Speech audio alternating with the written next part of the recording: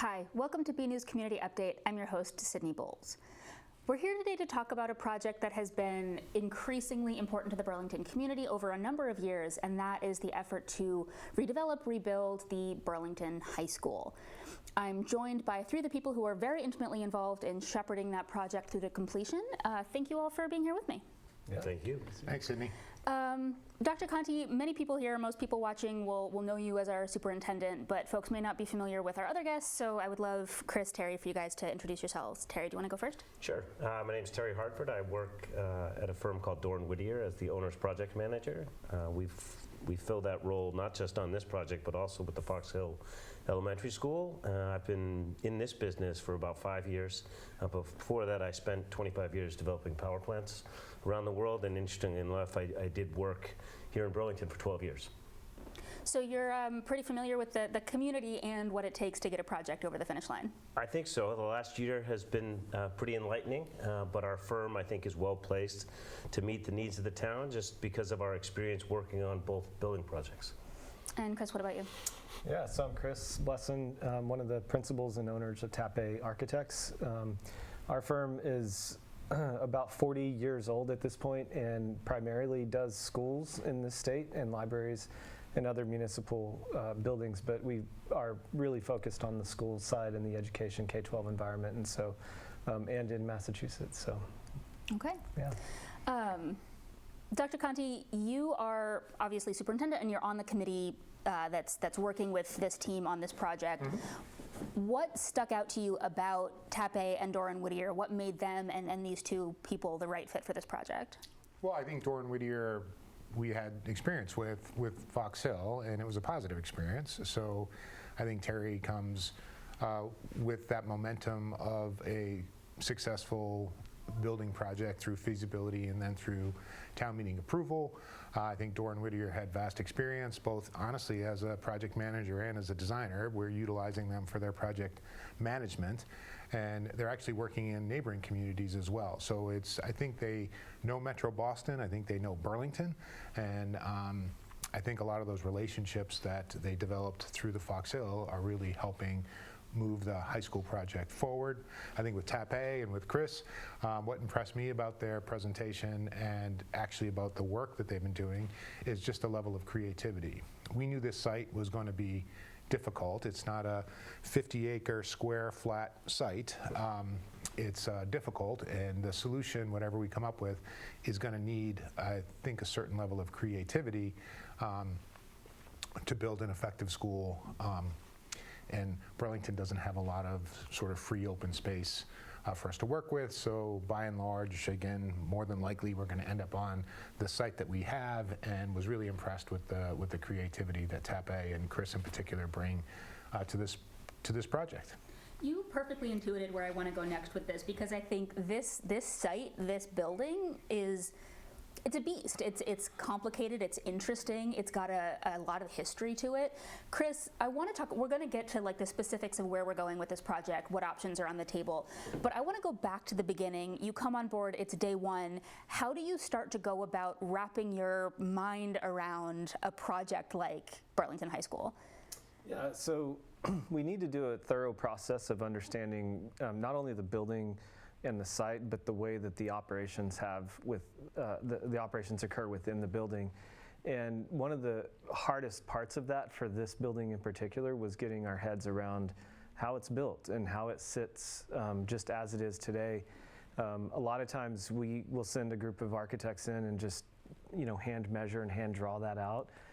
This building is complicated and large enough where we actually sent in a group to do laser measuring of millions and millions of data points so that we can understand exactly how the building is today, and that that helps you understand what you're working with right now. And then we sent in people to engineers to learn more about the site, what's underneath the soil that we see today, what's just all the parameters helps do that. And then we sat with the district and some community members over several meetings to understand the educational aspects, and so fancy things like pedagogically how the education's delivered here.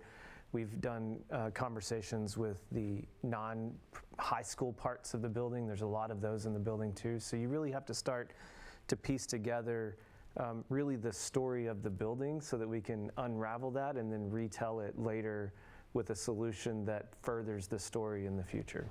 I mean, it really is kind of a fascinating conversation with the history of how we've thought about schools. I mean, my understanding of the history of Burlington High School, and I'm not an architect, I don't know if I'm using the right terms, but it's a brutalist building. Is that fair?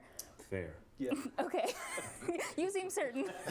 Fair, yeah. It's like solid concrete. It was built in the 70s, and I think you can sort of see in the shape of the building the way that people were thinking about what a school is then. Do you feel like part of the job is being in conversation with that history and updating the way that we think about what a school is, or am I being too highfalutin about it? Yeah, I think that's definitely part of the process, is that education has changed pretty dramatically since the 70s, and it's still changing, right? And so we've got to figure out what are the teaching practices. I mean, just look at all the jobs that are available. Look at the emergence of AI in our world today. We teach and learn in a different way, and so unraveling that, this is a kind of extreme example of schools, because not a lot were built like this in the 70s, and it's a unique vintage of a school from that era. But that said, a lot of things have changed, and so we've got to really get to the fact that we're doing things differently, which means you need to modify the space to fit the different way we do it. The same four walls that taught people who were the first class to go through this building, those four walls aren't serving the students that are in those walls today as well as they were back then. Okay. Terry, is this more complicated than other projects, or are we sort of flattering ourselves if we think we're special here in Burlington? Are all high schools this complicated? I think the answer to that is yes, because ultimately you need to come up with a preferred solution that meets as many of the needs and desires of a community, and that just doesn't change. And what is challenging about this project, I think, is the structure that we have. It's 360,000 square feet of concrete block. You can call it brutalist. I've heard people call it a prison. The description of the building is not kind. And what is inside the building is a real challenge from how building codes and handicap accessibility has evolved since the early 70s, whereas this building, and for those of you that are unfamiliar with the building, we are going to have walking tours so that you can go down what we call streets here, where there's 25, 30 feet of elevation change across the course of the building that makes it really challenging for, I think, students to get around, and we need to come to terms with that. And to renovate a building of that size, yes, it can be done. It will be extremely challenging and extremely cost prohibitive to just renovate the existing structure. Right. I mean, I think it sounds like, from what I'm hearing, that the challenge of renovating a building like this is intense, but it only gets more intense each year that it doesn't happen. Is that fair? I think it's twofold, Sydney. I think that's the case in terms of systems, but I think what the gentlemen are also saying is that the footprint itself is challenging. So it's not just about replacing this design with updated features. Mm-hmm. The design isn't serving us well currently. So I think we need to rethink some of the design, access to light, never mind sort of air quality, efficiency, sort of those things.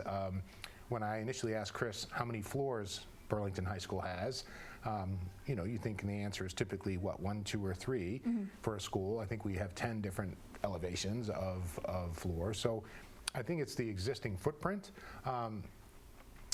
And so, again, renovating a poor design means you would get new features but still have the poor design. We want to see both the design modernized and whatever work we do, have it be much more flexible, updated, obviously meeting all the codes, things like that. I want to get to the specifics of the options that are under consideration, but I want to talk about community engagement and like stakeholder input for a minute first, because this isn't just a project that involves students, parents, teachers. It involves abutters, it involves a bunch of different boards in town. It involves tons of people who come to vote at the Burlington High School. It's really a community property. So Terry, we'll go to you. How do you think about balancing all of those needs, making sure that you're hearing from all of them, weighing them, bringing everyone into the conversation while still sort of maintaining this sense of like, we kind of know where we want to go, but we want to all go there together, if that makes sense? Right. So community engagement's hugely important, and we're certainly focused on it. I think in Burlington, there's been a process over the last year where you had, I don't want to call them competing projects, but other capital projects that are front and center. And so in particular, I'm talking about the Fox Hill School, and then the police station, and then the natural logic step is the high school. And so I think we did a lot of work in the spring and summer evaluating existing conditions, figuring out what some preliminary options were, and now we've come out and basically worked with the building committee, where we have monthly meetings, and provided descriptions of those options, and at the same time have concurrently started to come out into the public. So either attending the community beer gardening as a listening session. We had a community presentation a few weeks ago to start hearing input. Going into January, we have produced, or his team has produced a couple of videos about the building. We're gonna release another one. We're gonna have some walking tours. We're gonna have another community event in February. It's really important that we do hear all of the voices, because you're right, this building isn't just a high school, and it is absolutely a community event, community building that services a whole bunch of features, like look around. BCAT, for example, yeah. And I think importantly, we've come to learn and now fully understand that any high school solution is going to have to be a community solution, and it's going to have to include all programs that Chris and I don't necessarily see as high school related. And that could include, unfortunately, Eric and the district offices. BCAT, there's a preschool here that houses 110 kids. There's a science center. There's the lab program. All those things are critically important to Burlington, and we need to find those a home, either in a new or a renovated or a split option. Eric, when you think about all of that, and you think about there's been a fair amount of community engagement already. There's been meetings, you hear from people at school committee meetings. What is the overarching message, or what are the overarching messages that you're getting from the community? How are you internalizing those messages so far? I think the overall message is something has to be done with this building. And I think the overall message sort of I'm getting, maybe not directly, is that high school, as Terry said, is more than just a school. High school really speaks to the culture, the community. It is people identify a lot of times the high school with the community of the town that the high school is built in.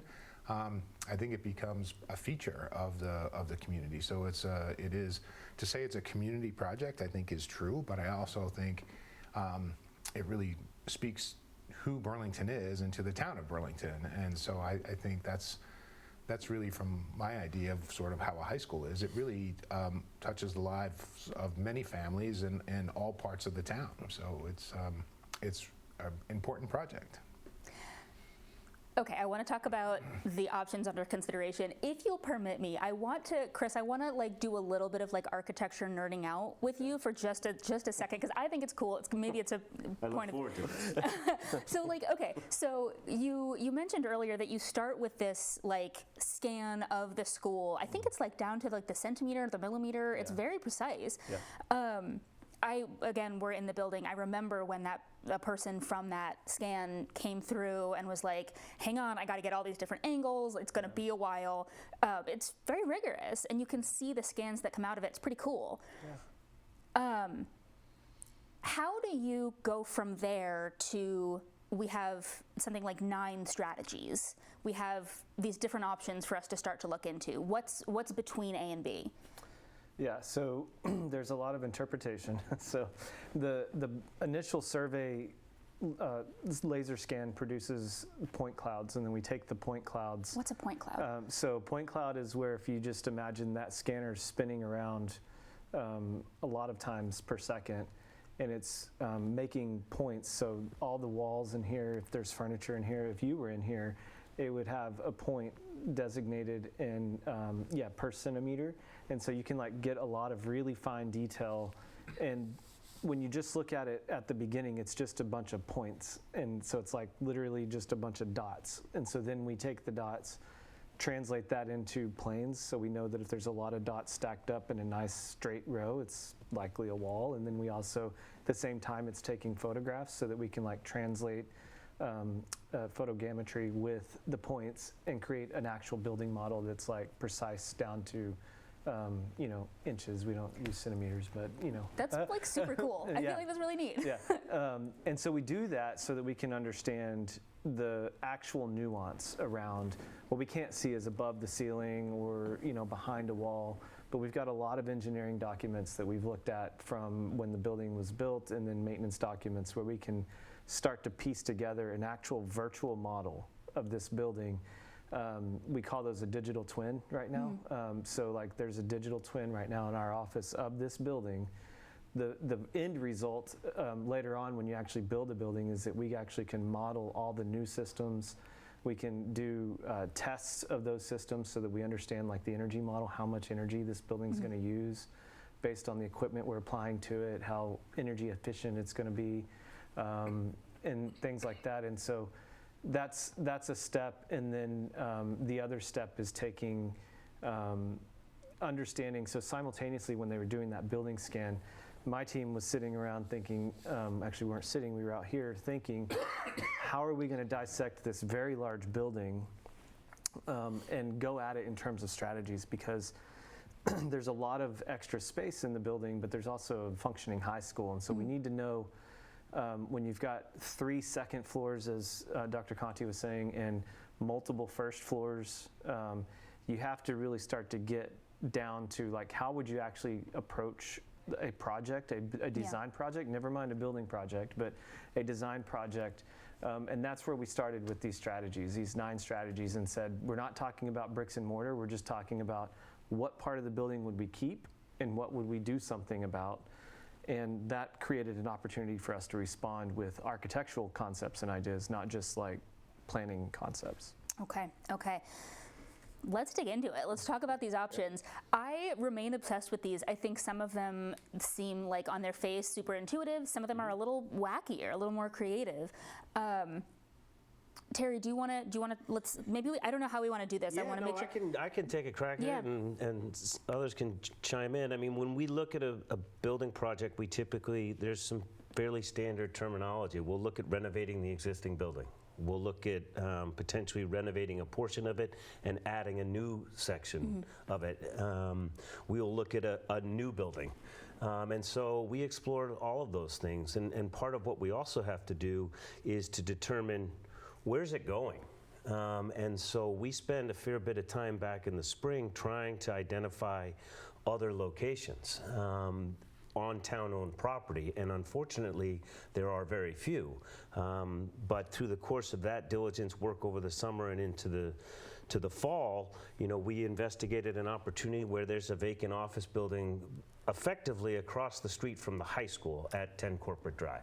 So that's a building that's presently empty. That maybe that's a solution. And so, once we do all that, then Chris's team comes up with those options, and those get put in front of folks for discussion.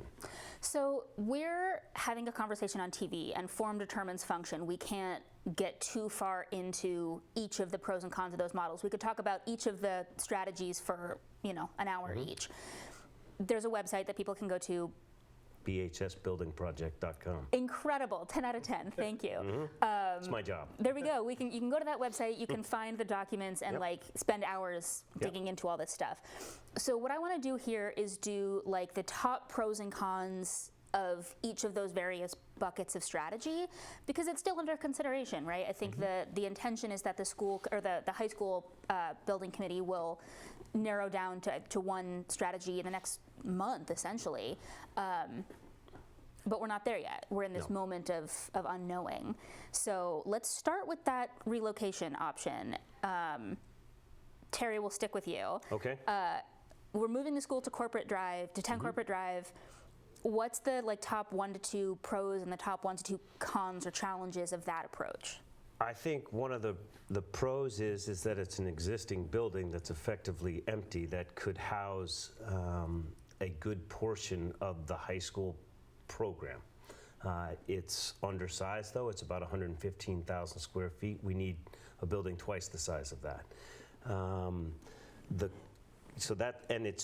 We would fit it out and could move in, I think, probably quicker than just doing something on the high school building property. The cons are it's not on the high school building property. It is disjointed from this facility. It doesn't allow us to deal with all the non-high school related programming. Folks have talked about potentially building a bridge or a tunnel, and without being funny, that's tens and tens of millions of dollars. Yeah. And you also have to purchase the building. And I think it's a really good idea to explore, and I think the town is probably looking at that building thinking, is there a use that we could put something else there? I just don't think it makes the most sense for the high school. I mean, is there an argument that even if we end up doing something else, we're adding a wing here, we're knocking this building down, could it function as swing space if we rent it for 2 years? Is it kind of on your mind in that capacity? So swing space is important, and that's where you put the kids while you're renovating something. Unfortunately, we would spend a ton of money fitting out the building. It's a shell. Yeah. So yes, it's not going to cost as much as building something new, but it's going to be at a considerable expense that I wouldn't recommend putting towards swing space. Okay. Dr. Conti, I'm going to go to you. You've kind of spoken to this already. I feel like I have a sense for your perspective on this. The idea of a simple renovation, right? We keep the shell, redo the systems, give it a new coat of paint. What are the pros and cons of that option for you? I don't really see any pros. From a programmatic point of view, I'm not a builder. In speaking, again, to what we've already covered, the design doesn't fit education particularly well today, so that design's, again, not going to change even with updated systems. I think it's going to be very expensive, and I also think it's going to be very disruptive because the kids have to be somewhere while we're renovating, which is probably going to require an addition of modular classrooms or someplace to put the kids. So it'll take a very long time. I think it'll be very expensive. And then when I talk to our maintenance folks who I think know this building best, there's a lot of things that are problematic that we don't see. So even small repairs like of a water fountain, there may be 30 feet of pipe in the wall that's rotted away. So what seems to be a simple fix on the outside ends up being something that is much more foundational. So I think the amount of contingency, it's a word that I've learned that these guys have taught me, the amount of unknown expense when doing a renovation of this building I think would be significant. And again, even if everything went perfectly, we would still have a building that has 10 different floors, has challenges of a 30-foot elevation difference from one end to the other. Again, I think it's something we have to explore, but I think it would be probably one of the more expensive options and certainly one of the more disruptive options with not a great end result. So from these two buckets that we've talked about, it seems like the cons tend to outweigh the pros, haven't eliminated them, still thinking about it, but that's kind of where it's shaking out, which leaves us with two more buckets. One is complete new school and one is partial demolition, partial rebuild. Chris, walk me through the pros and cons of a totally new school, probably somewhere on this lot. Yeah, so it affords you the opportunity to build completely separate from a school environment. So construction and school are not a symbiotic relationship. They're very difficult to manage, and we go through a lot of work. We've all done projects where we've had to manage that dance really carefully, and students remain safe, but it's just definitely not ideal, and there's an impact. And what you'll hear us talk about with the two scenarios that Dr. Conti and Terry just talked about, there's the cost impact of those, but there's an intangible impact to students and teachers and people in the building that for some of these projects is an entire high school experience. And so when you build a new building somewhere else on site, it's the kind of tried and true strategy for high schools or any school in the state. You're doing it at Fox Hill too, but you can sort of cordon off the construction zone. You can separate that entire activity on its own, build over there just fine, and then flip the students over into it and then deal with the existing building or remnants once you're done. And it just affords a sort of faster timeline, a smoother transition. One of the things that's hard with ad renos too, and any kind of renovation scenario, is that you kind of never feel like the project's done, and that lasts into occupancy too. And so we want to make sure that we're being honest about that and say, like, you feel like you're in construction for 4 years, and then as the building shakes out, these are big, complicated buildings, there are things that we have to like get through trials, and we have to like tune them in just right over the first year or two. And that's hard enough in a new building, but when you're in an ad reno, it just feels like you're never done. Okay. And so the new building offers all of these, like, there's a point in time where we went into it, and there's a transition, and it's very smooth typically, and very finite, and that's helpful. When we're talking about a new school on this site, it seems like there are kind of two locations where you could finagle a building, kind of squeeze it in there, because there are factors to consider. We've got wetlands, we've got roads, we've got the fields, we've got abutting properties. Basically, if I have this right, there's a little bit of land that we could squeeze a school onto that's kind of in the area of student parking now, and then there's the option to consider building something on the site of the current field. Is that about right? Yeah. Yeah, and the one on the student parking lot, we were hopeful that maybe the wetland that's between that and there's a practice field and a high ropes course on the back side of that. We were hopeful that the area between those two, which is like a drainage basin, wouldn't be considered a wetland through Conservation Commission and the Mass State DEP. But we ordered, as part of this project, we said we need to be really sure about that, and we ordered a study that was just wrapped up last week where it is a wetland, right? So what comes with the wetland is a fair amount of regulation and setbacks and things. So that one option, it's NC1, is really trying to thread the needle there and work around not only the wetlands, but there's floodplain issues, like the floodplains come up, and so yeah, so that was a big consideration. And then what's on the varsity field now, which is actually kind of an interesting progression, because we had assumed as a design team, field's in really good condition. It wasn't that long ago that you actually renovated it and added some features to it. And so we had kind of gone at it as almost like a don't touch unless you really have to. And then at one of the community engagement functions, as you were talking about earlier, we met some people in the public, and they said, why are we not at least looking at it? And so we took a look at it, and it turns out that it does offer a lot of benefits, unlocks a lot of things, that if you're going to go through the process of spending hundreds of millions of dollars on a high school project, you really want to build it the right way. And I think that the building you have now is an answer to a challenging site that maybe had constrained supply, that they were trying to do it.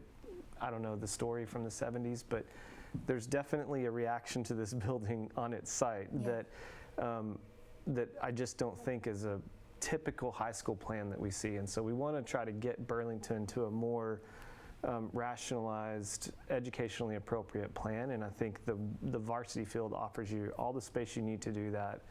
And then there's really no other space on this site to just really spread the high school as you would want to. The long, skinny version by the student lot will have its own issues, but it's viable, so we studied it. Okay, and then the last bucket, I have so many questions. I think I want to like do our due diligence and talk about all of these strategies. The ad reno option. You can go on again, as I mentioned, you can go online and see the different pictures of this. There's one where there's sort of like an arm coming out of the building towards student parking. There's these various areas that you knock down the upper portion and build a new little bit, or you knock down everything in the middle, or you knock down the gyms. That you can sort of slice it a couple different ways.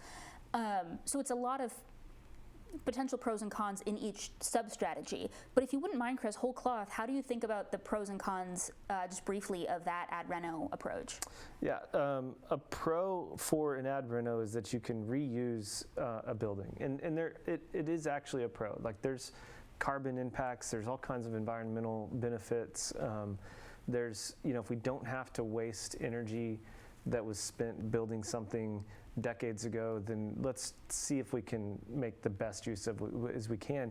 And the reality is that because it was built in concrete the way it is, the bones are pretty strong. Like the solid structure is not a bad place to start with, but it is a structure that cascades down a hill, and so columns are all in the wrong places. And the module of being able to expand and contract is hard.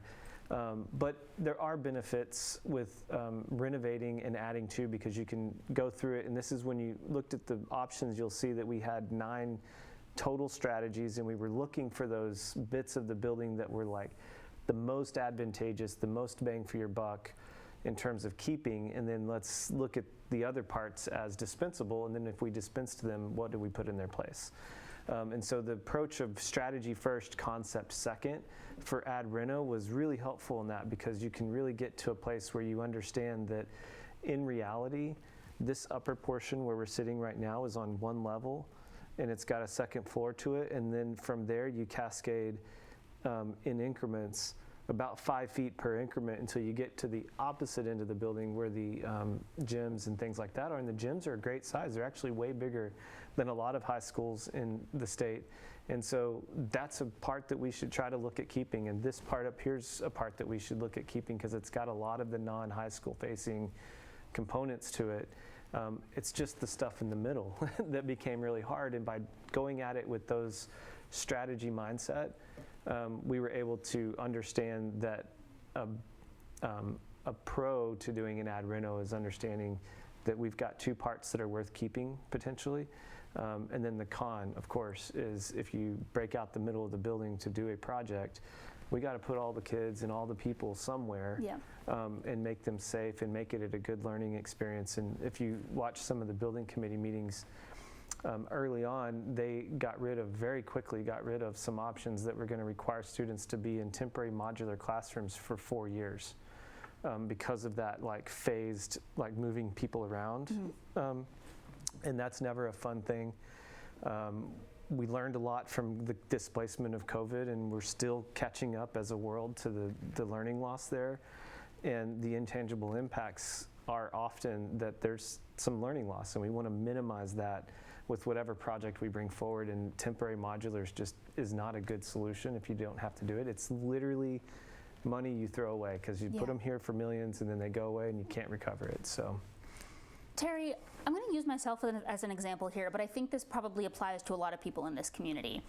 I am interested in this. I feel invested in this project. When we started going down this road as a school community, or as a town community, I thought that I had an idea in my head of what I thought the best solution was, based on vibes, based on my knowledge of the school, of the town, which is incomplete.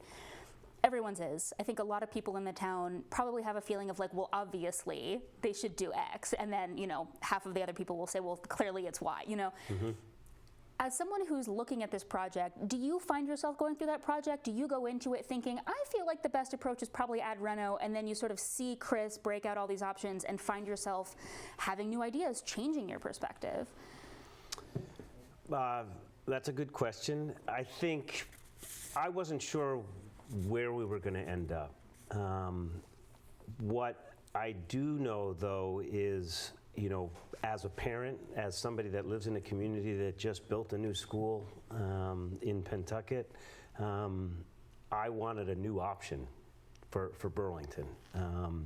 And that, I think, is one lens. Then when I put my work hat on, I also look at dollars. And going through this rigorous process that we've done for the last 10 months, estimating all of these different options, it's clear to me that it's in the best interest of Burlington to have a new school, because it's likely going to be cheaper than just renovating the existing structure or doing an ad reno where you are going to incur these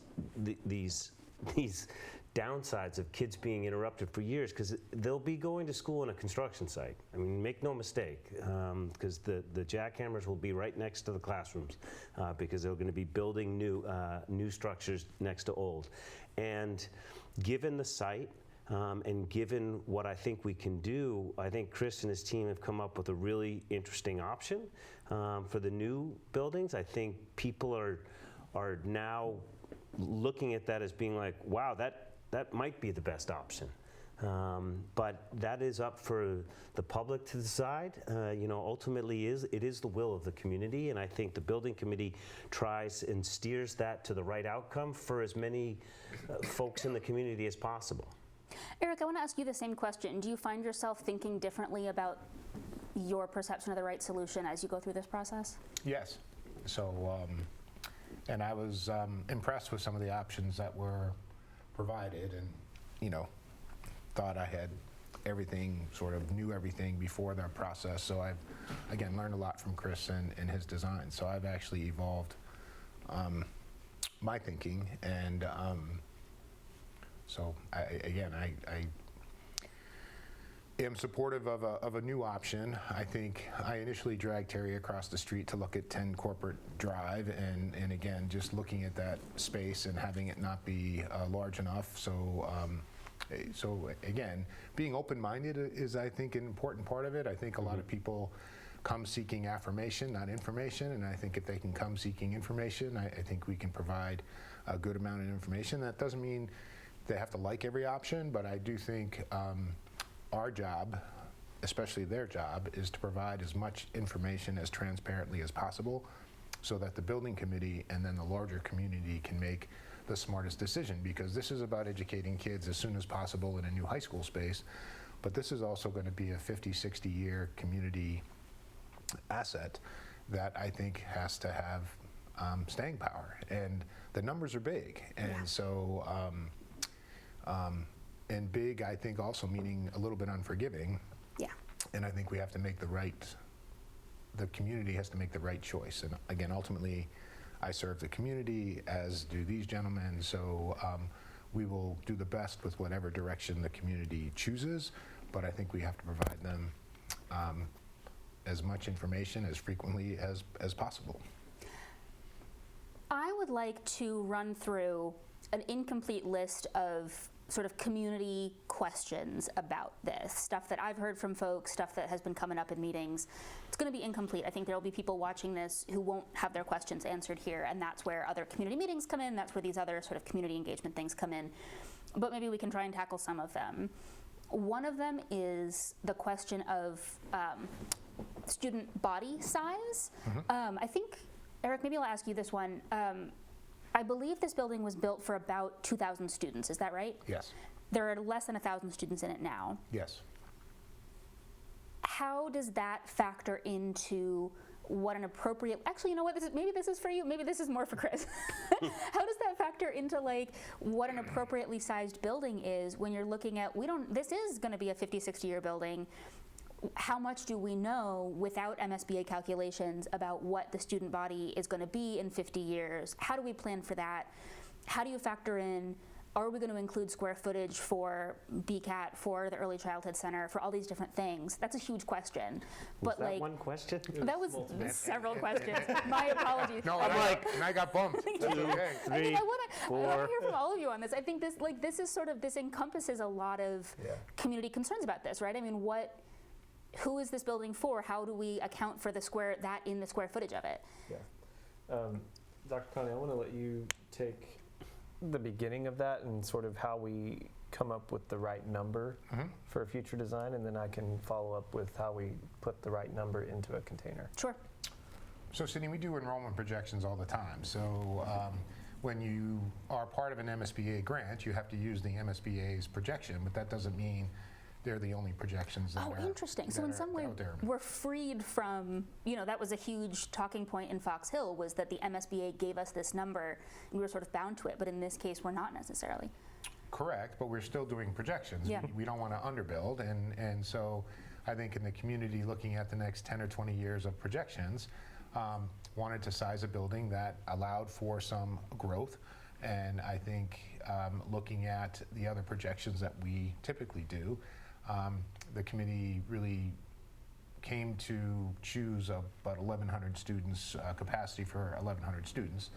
And then what Chris talked about is we do a lot of program work. So we want to make sure that the classroom spaces that we're providing reflect the program that we're delivering, not only again today, but has some flexibility and some ability to serve a evolving curriculum and an evolving program for decades. And I think that's the sort of looking at that is really sort of the design magic too, in terms of making sure that the physical space can serve for many years. So again, as an example would be this building was built with large wet spaces for construction programming and for other programs that existed in the 70s that now the vocational technical school sort of takes over. So we wouldn't design those spaces in the new building, but we would have other spaces and other flexibility. So again, 1,100 was where the committee decided the enrollment should be, and then the programming documents really looked at our existing program and looked at some potential programmatic changes for future decades as well. So that was the part you wanted me to answer. Yeah. Can I just pause there for a minute? Yeah. I want to get you, but I think there's more question here from the community that I'm hearing, which is there's a lot of unknowns. We have a lot of housing initiatives going on in the town, right? We just approved MBTA Communities Act changes. There's some proposed rezoning in the Mall Road area. We have these sort of new luxury apartments that are already kind of a question mark. And then there's just demographic changes. There's the fact that families tend to have fewer kids. It's a lot of factors. So what would you say to someone who is hearing you say that and says, I don't think that's enough of an answer. What about X development plan? Do you factor that in? How much of a question mark is that? No, I mean, we look at all those things, and I'm at the table and involved in some of the rezoning conversations, and the town is always very open and talks and includes schools in that. Again, I think they're very generous with their time and sharing that information, and a lot of the high-density communities, the apartments that are being built, we're looking at the number of students we're sort of getting from those apartments. We track that carefully. There's a science to it, but it's if someone wants to argue and say we're going to have 1,200 kids or 900 kids, it's really hard to argue about that in 30 years or 20 years. We're projecting as best we can. We're using experts. We're using models to look at that information, and I'm comfortable with the number and looking at the enrollment of communities around us and sort of their new schools and how they've evolved.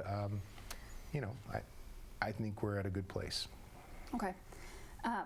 Chris, it's been a long time since I originally asked the question. Do you have what you want to say in mind before we ask it? I got it. Okay, yeah. go for it. So once we have the number, 1,100 in this case, we start to plug that into our models, spreadsheets, and we decide how many classrooms that takes and all of that. That the reality is that there's always a little bit of wiggle room in the classroom makeup, and so how the schedule shakes out, there's rarely 24 kids in a classroom, and in the new building, we're going to have over 40 classrooms between science and general education, and so if you add one student to each of those rooms, you're not going to overpopulate the room, and you can add easily 50 students or so to a classroom with no real thought about it.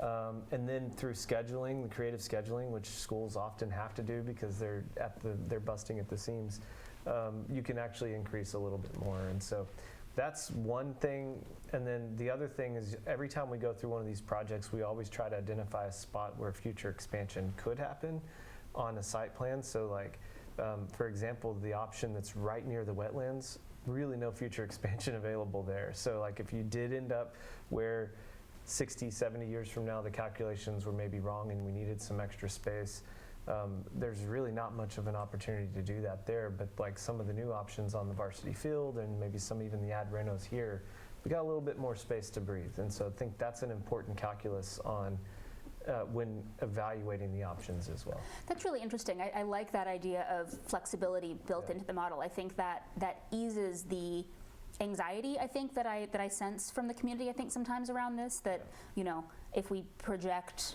1,100 and it ends up being 1,125, that we've, you know, erred drastically somehow. There's wiggle room there. Yeah, exactly. Terry, another concern that is top of mind for understandable reasons is money. We don't know. We're talking about big strategies with a lot of options inside of it. There's a ton of wiggle room in these numbers. What do you say to someone who just is seeing this project move forward and is just going, man, this is too much. This is too much money. As a parent or as a member of Durham Whittier, it is a challenging environment. Construction costs are very expensive. What I can tell you is that the market in the Commonwealth is well known in terms of what it costs to build a high school. And that's the basis of all the numbers. And the estimates are pretty detailed in terms of looking at square footage, and then estimating what is required to build a new school or to do an ad reno. And with a building, so this space summary, the dance that those two performed results in a new building of approximately 220,000 square feet.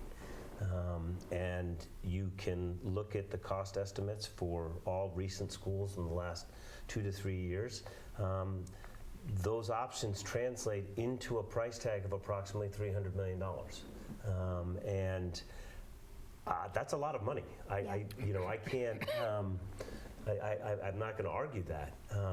I just know that that's what it's going to cost to build a new building or to renovate a space here. You know, when we looked at renovating the entire building, you know, that number came in, I think, at $330. And so that's where I start as a person saying, well, if we're going to have to spend that amount of money, I would certainly rather have something new than something renovated. That's just me. So essentially what I'm hearing is that the calculation isn't necessarily the best option versus cost efficiency. We could maybe have the best option and cost efficiency? I think in this instance that is true, and many communities have come to that decision as they've worked through their processes, and Burlington is in the process of doing that now. Dr. Conti, you are deeply a part of the conversation around taxes, around finances, around like working with the town to cooperate on hitting our budget numbers. Do you want to talk about that price tag? That like how are we gonna swallow this? Well, I don't know all the specifics. I think I'm very confident in how the town is fiscally managed. I think, again, Paul Saccarino's certainly an expert, John Denizio, I think their whole financial team, I think the Ways and Means, they will look at different options. I keep going back to, at some point, this building is reaching the end of its useful life. Even if we were to do a partial renovation, my understanding is at some point it triggers bringing the building sort of all up to code, and there's some formula that these guys can tell you about that does that.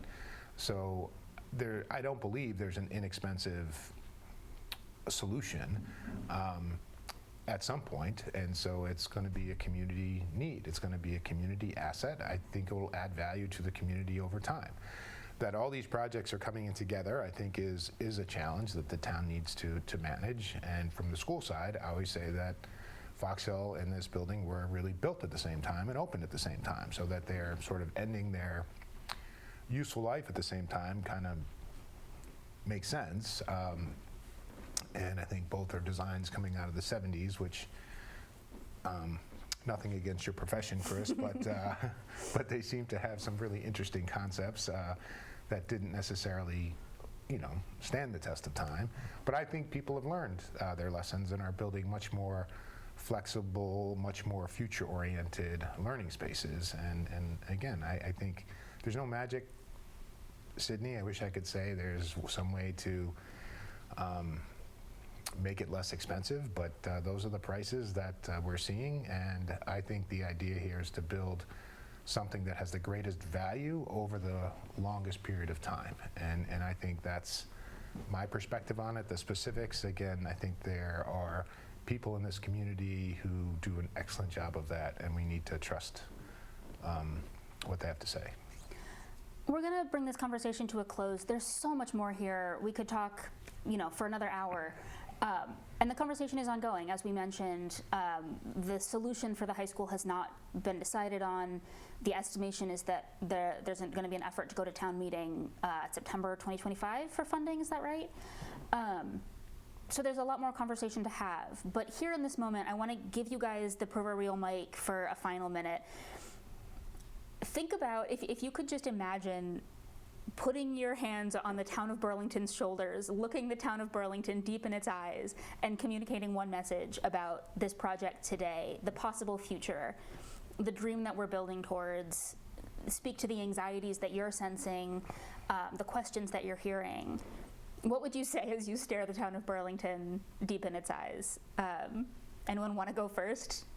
Otherwise, I will pick someone. I think you should go first. You do. I do. You don't want me to close, huh? All right, I'll go.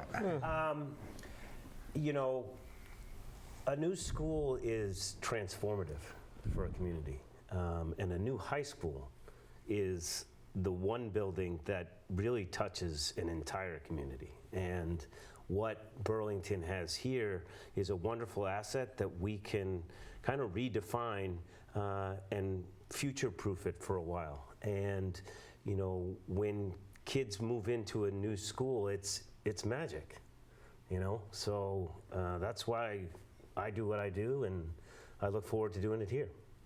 Chris, what about you? Yeah, I'm just thinking about how buildings are not forever. Every building needs to be redone over time. I mean, you can see people groups from generations and generations ago, and it's, things come and go. The town of Burlington in the late 60s got together and decided they needed to build this school on this site, which was, I think, a farm or something at the time. And so somebody did it long ago for this community, and every once in a while it comes back up for that cycle to happen again. And while it's expensive and sticker shock is a real thing right now, I think that this town and a lot of towns similar in process are finding that you will spend as much money and more headache and more intangible costs to students and people in the community just trying to maintain something like this forevermore. And there is a certain wisdom to saying this was a good long road. This building really served us well. We got a lot of mileage out of it.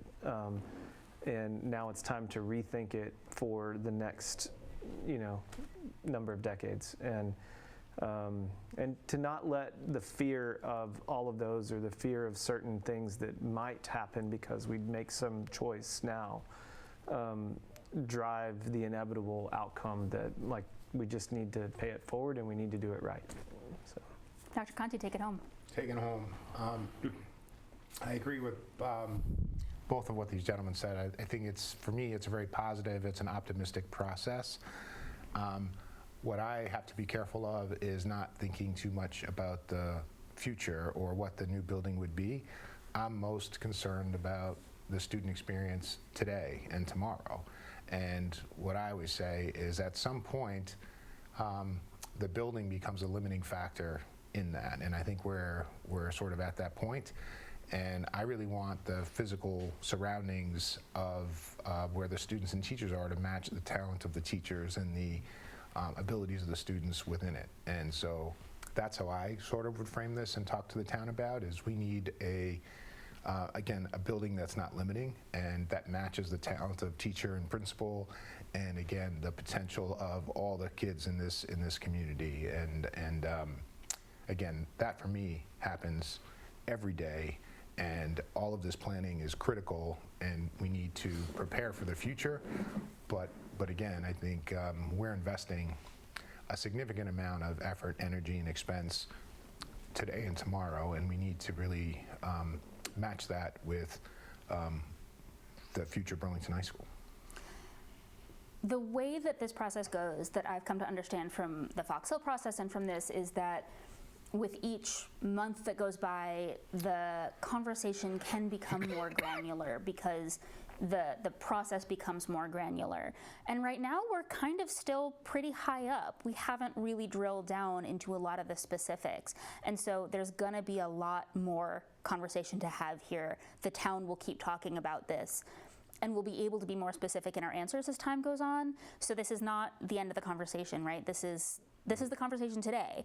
So there will be more time. Thank you to all three of you for being here. I appreciate your time. Thank you. Thanks, Sydney. All right, this has been a B News Community Update. Thank you very much for tuning in.